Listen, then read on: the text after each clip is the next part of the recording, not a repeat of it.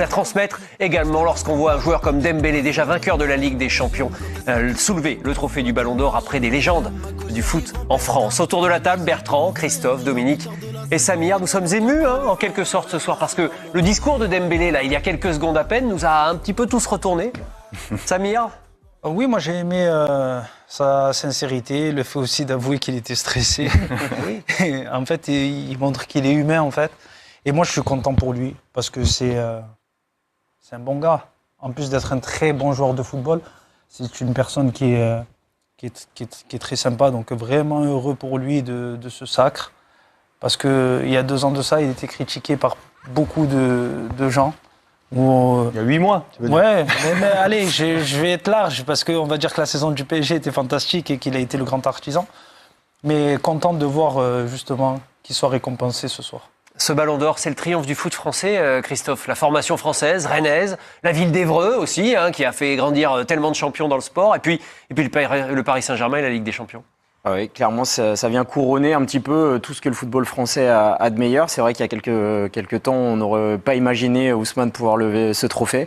À force de courage, d'abnégation et surtout, comme l'a dit Samir, de sincérité, il est resté lui-même tout le temps, malgré les difficultés, les embûches. Il a une formation accélérée au Stade Rennais, il a connu des grands clubs, ça n'a pas toujours été facile pour lui. Et puis il a connu la consécration avec le Paris Saint-Germain, donc comme quoi il ne faut jamais rien lâcher. Encore un Ballon d'Or avec qui vous avez joué. Ouais. La liste commence à s'allonger, Christophe. Ça commence à faire beaucoup. Bon, Benzema, Dembélé. J'ai cru que tu parlais à Bertrand. Ah, mais... Bertrand, je sais que vous vous appréciez avec Ousmane Dembélé. Vous nous parlez du joueur ou de l'homme que vous côtoyez ? Je suis vraiment super content pour lui, parce que ça a été un parcours qui a été parsemé d'embûches, avec des blessures et aussi une évolution qui a été la sienne de s'y mettre davantage qu'en début de carrière. Donc il y a une grande émotion à le voir triompher. Et pour rejoindre un petit peu ce que disait Samir, Samir, ça a été un grand joueur, il a joué avec beaucoup de grands joueurs. Nous, on les voit, on les côtoie différemment, les sportifs de haut niveau. Et je trouve que c'est le footballeur de ce niveau-là que je connaisse qui est le plus normal, en fait. Dont les rapports humains peuvent être aussi fluides. Et donc, évidemment. Pas normal, moi. Comment ? C'est pas normal. Non, mais si. Moi, j'ai pas été journaliste quand tu jouais, malheureusement, Samir. J'aurais adoré. T'aurais eu des bonnes notes souvent, en plus. Mais côtoyer Dembélé, c'est un plaisir. C'est un plaisir de le voir jouer. Et il est aussi agréable en dehors et ça gâche rien. Qu'on puisse être, parce qu'on nous dit à chaque fois, pour être des stars, pour être au sommet, il faut avoir voulu tuer tout le monde. Et c'est souvent un bon moyen de dire qu'en fait le mec c'est un sale type, mais qu'on justifie qu'il est. Ousmane Dembélé, je pense qu'il a balancé des bananes à personne. Et il se comporte bien avec tout le monde. Et à la fin, il a le Ballon d'Or, il a gagné avec des champions et champions du monde. Donc, je trouve que c'est magnifique. Donc il y a une grande émotion à l'avoir gagné ce soir. C'est un attaquant qui a des grosses qualités individuelles, mais c'est aussi un esprit collectif. Il le dit ce soir. C'est un joueur d'équipe. C'est un joueur d'équipe. Ce sont toujours des attaquants qui gagnent le Ballon d'Or, mais il y a eu beaucoup de solistes, entre guillemets. Lui, c'est un joueur qui fait des efforts pour les autres. Dembélé devant Yamal et Vitinha, c'est le podium du Ballon d'Or saison 2024-2025 avec la victoire de la Ligue des Champions à la clé. Dominique, les critères sont respectés. Votre point de vue d'observateur, qu'est-ce qu'il fallait ? Être décisif, être impressionnant aussi, ça compte. On a fini par douter parce que Yamal. Parce que ça n'a pas fuité, c'est pour ça. Certains en avaient plein la bouche, mais effectivement, si on se penche sur les critères qui sont plus précis sur ces dernières saisons, oui, c'est mérité. Critères, performance individuelle collective. Samir, on est en plein dedans, parce que son équipe a rayonné et lui a été le joyau.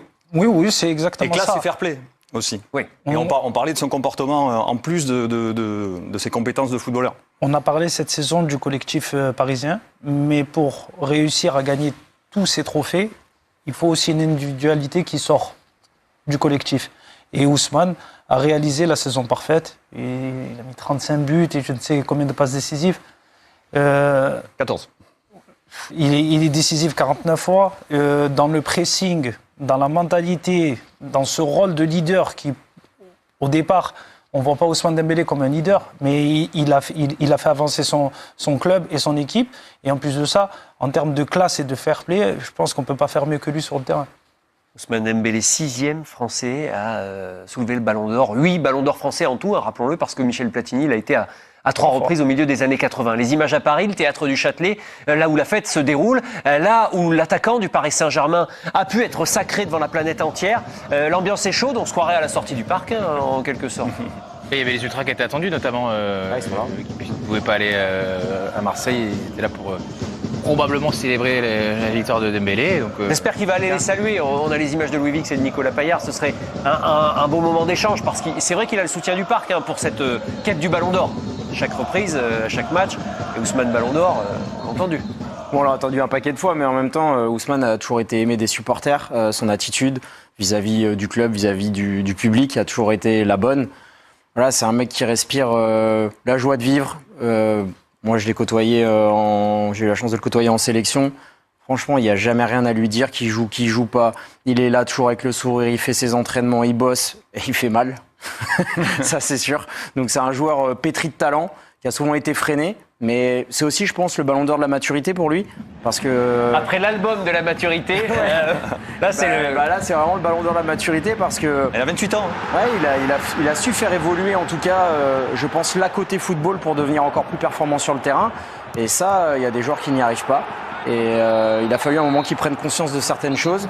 Et je pense qu'il a été bien drivé par un chef d'orchestre aussi au sein du Paris Saint-Germain qui s'appelle Luis Enrique pour lui donner des responsabilités et en même temps toute la confiance nécessaire pour réaliser ce genre de choses. On n'a pas vu jusqu'à la fin, mais déjà le début de son discours.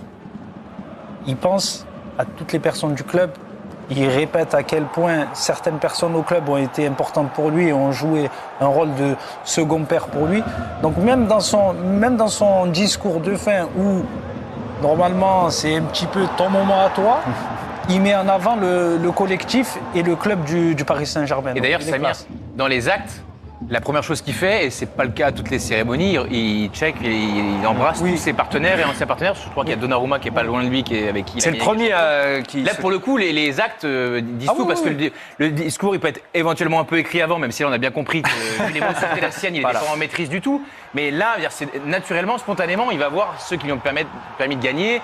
Sur la finale aussi, on a bien vu, le PSG était largement au-dessus de l'Inter, et à un moment donné, il aurait pu jouer de manière individualiste pour mettre son but pour justement valider cette soirée-là, et il n'a jamais été à rebours du jeu, donc c'est beau. Et dans l'évolution qui est la sienne en tant que leader, je pense que le départ de Mbappé lui a fait un bien fou, parce qu'il s'est rendu compte que ce serait sur lui qu'allait reposer l'attaque parisienne, parce qu'il y avait Barcola, parce qu'il y avait Doué, il n'y avait que des jeunes joueurs, et il y a cette discussion qu'il a avec Luis Enrique qui lui dit « Maintenant, ça repose sur toi », et lui, à ce moment de sa carrière, il est en capacité de pouvoir assumer ça.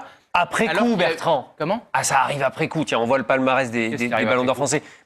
Il a fallu passer par le match d'Arsenal, qui n'était pas non plus en septembre. En tout cas, je peux vous dire, c'est pas la lecture de Ousmane Dembélé. Il n'a pas cette lecture-là de sa saison dernière. Sa saison n'a pas été régulière. Mais l'idée, c'est pas de vous dire que dès le mois d'août, il est bon parce que Mbappé est parti. C'est de vous dire, à l'été, Mbappé s'en va. Il change de statut. Il n'y a que des jeunes. Ouais. Lui se dit, c'est mon moment. L'entraîneur lui dit, je compte sur toi pour que ça soit ton moment. Après, ça balbutie, on l'a dit 100 fois. À un moment donné, il devient attaquant de pointe. Ça, c'est pas rien dans sa saison. C'est pas au mois de septembre, ça, c'est plutôt au mois de décembre. Et c'est à partir de ce moment-là que les buts arrivent. Mais son mindset, il était déjà modifié. Et c'était plus le plaisantin Dembélé, les gentils, fait des blagues à Toto. Et puis, de temps en temps, il marque des buts. C'était, je viens pour faire mal parce que les autres, c'est des enfants à côté de moi. En gros. J'ai attendu un peu, 9 minutes. Il a fallu 9 minutes pour que le mot Mbappé soit prononcé dans l'émission. C'est assez prévisible parfois, c'est vrai. C'est pas tellement là-dessus. J'aurais aimé qu'on n'aborde pas le cas Mbappé. On l'aborde pas à travers vos propos là, si ce n'est son absence. Et j'ai l'impression à vous écouter que c'est son départ qui permet à Dembélé d'être Ballon d'Or ce soir. Moi, je pense que ça le libère. Bah oui. Mais c'est un peu réducteur, non? Non, mais c'est pas contre Mbappé. Non. Parce qu'Mbappé, là, cette saison, s'il continue comme ça, il est bien parti pour le rafler cette saison. Mais ça vient de commencer. Mais à partir du moment où le leader d'attaque, qui met 50 buts par saison, s'en va, si on regarde les forces en présence de l'équipe du Paris Saint-Germain, sur qui l'attaque peut se reposer, mis à part Ousmane Dembélé? Parce que Kvara, il arrive qu'au mois de décembre. Bien sûr. C'est bon. Donc, sur qui repose l'attaque du Paris Saint-Germain? À l'époque, c'est Kanguinli, Dembélé, et puis Barcola titulaire. On est bien d'accord. Entre Kanguinli, on est bien d'accord. Barcola et Dembélé, si vous êtes coach, et vous Doué qui vient d'arriver, plus de responsabilité à qui? À Dembélé. On ne dit pas que c'est contre Mbappé ou quoi que ce soit. On dit simplement la réalité des choses. Comme quand, je donne un exemple, quand Cesc Fabregas s'en va d'Arsenal, je suis encore au club. Arsène Wenger me dit, tu vas prendre beaucoup plus de responsabilités parce que Cesc Fabregas s'en va. Au final, on est partis tous les deux la même année. Donc bon exemple. Mais c'est comme ça que ça se passe dans un groupe. Moi, je pense qu'il peut remercier Luis Enrique. Vraiment. Parce que Luis Enrique contribue à pousser Mbappé dehors. Et je pense que de lui-même, Ousmane Dembélé n'aurait jamais réclamé un tel statut et de prendre autant de place dans une équipe. C'est un bon coéquipier, il a un esprit collectif et je ne pense pas qu'il aurait de Non, mais il y a un an, il n'y pense pas une seconde à avoir ce ballon d'or. Basculer comme ça à 27 ans, c'est... Ce ballon d'or. À 27 ans, basculer comme ça à 27 ans, c'est... Salut les fros, j'espère que vous allez bien. Aujourd'hui, on se retrouve pour une nouvelle vidéo sur notre chaîne, le 11 Classico. Donc, comme vous le savez, aujourd'hui, on va parler du ballon d'or d'hier qui s'est passé hier. Bon, il y avait beaucoup d'émotions, la hype, oui, beaucoup de suspense sur le ballon d'or, les deux favoris, Lamine Yamal, Ousmane Dembélé. Oui, c'était une belle soirée, mais que le meilleur gagne, Ousmane Dembélé l'a gagné, donc il le méritait emblématiquement. Vraiment, c'est le plus grand mérite, même on va dire que c'est le plus grand mérite. Ousmane Dembélé l'a eu. Oui, mais ça ne change pas beaucoup pour Lamine Yamal parce qu'il a encore gagné le trophée Copa. Il entre dans l'histoire, Lamine Yamal, un mec de 18 piges, gagné 2 fois la Copa. Je sais qu'il va encore gagner le trophée Copa, encore 5 ans, ouais, parce qu'il est jeune, il va encore gagner le trophée Copa. Il est le jeune le plus fort, il va aussi gagner des ballons d'or. L'image que j'ai vue de lui hier, je sais qu'il va encore gagner des ballons d'or. Lamine Yamal, il est trop fort, ouais, il est trop fort. Vous voyez aussi les Barcelonais, il y a la fille barcelonaise là c'est lui aussi pour les féminins, il a gagné 3 ballons d'or, d'affilée. Il a gagné ballon d'or en 2022 encore avec avec Rodi en 2024, il a aussi gagné en 2025. J'oublie son nom. Comme vous le savez aussi, Nasri il a dit, Samir Nasri a dit que c'était un mérite pour Dembélé, mais Lamine Yamal aussi pouvait gagner le ballon d'or. Ça, tout le monde sait que Lamine Yamal pouvait gagner le ballon d'or, mais vraiment c'est aussi trop de mérite que Dembélé gagne le ballon d'or. Donc vraiment c'est terrible pour les Barcelonais, mais rendez-vous à 2026, je pense que Lamine Yamal le fera. Oui, je pense bien qu'il va le faire. En 2026, ça sera pas facile. Comme vous le savez, Lamine c'est un très grand joueur. Et rendez-vous aussi le 1er octobre. Le 1er octobre, ça va pas être facile aussi pour les Parisiens. Parce que Lamine, il fait du suspect. Il met la hype. Moi, j'ai jamais assisté à un ballon d'or autant de suspects que cette année. Vraiment, il y avait beaucoup de suspense. Il y avait vraiment beaucoup de suspense. Lamine Yamal est le joueur le plus fort au monde. C'est le meilleur joueur au monde. Il est le meilleur de tous les temps. Vraiment, moi, j'aime Lamine Yamal, j'aime le voir jouer. Vraiment, c'est emblématique. Non, vraiment, c'est trop ce qu'il fait. C'est trop ce qu'il fait. Donc, jusqu'à Barça, jusqu'à Catalunya, nous, on est des Barcelonais. Ouais, on vit toujours Barcelonais, quoi. Donc, merci et mettez votre réponse en commentaire. Donc, est-ce que vraiment, si Lamine Yamal l'aurait, ça devrait être un mérite. Ça devrait être un mérite, ouais. Mettez en commentaire, likez, aimez notre vidéo et on se retrouve pour une nouvelle vidéo. Ciao, merci.